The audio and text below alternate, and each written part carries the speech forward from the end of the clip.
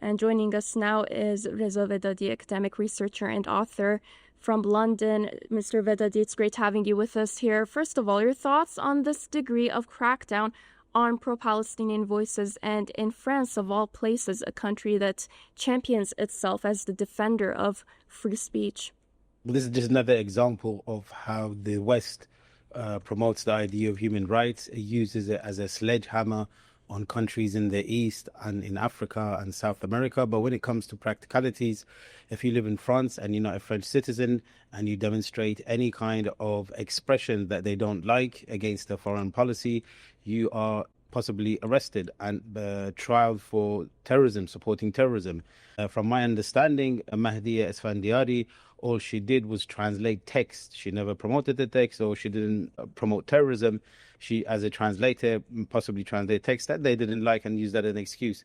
And we know that they arrested Mahdi Esfandiari after the arrest of two individuals from France who were convicted of espionage in Iran for supporting possible unrest.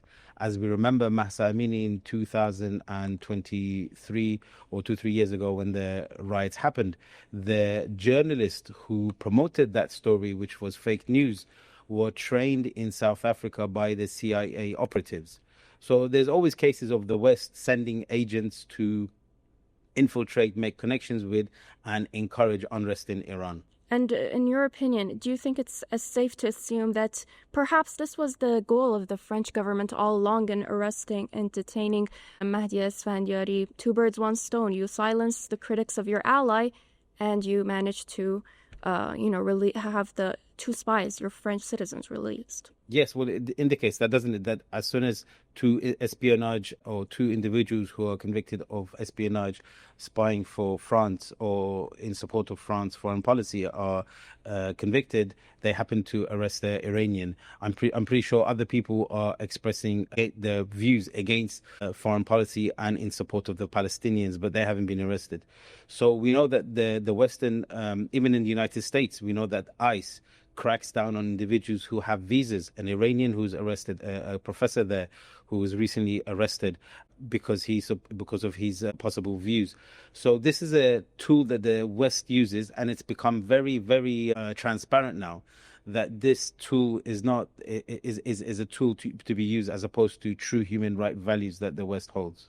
And what do you believe is the message that this exchange is sending to people worldwide, to activists who are now, raising their voices against what's happening in Palestine? What effect does this have? Well, we know that if you live in, for example, United States, you'd be worried about showing any support, even if it's academic, even if it's based in fact, for the rights of the Palestinians, because many have been deported by the US authority. And we know that in Europe, for example, in the UK, if you show any support for a group called Palestinian Action, which is not a terrorist organization, but has been prescribed by the UK government as a terrorist organization, even elderly people in their 80s and 90s, priests and professors who have demonstrated support for Palestine through this organization, support for this organization, they are arrested and put into police vehicles and taken to prison. So Europe isn't the bastion of freedom and human rights that it claims to be.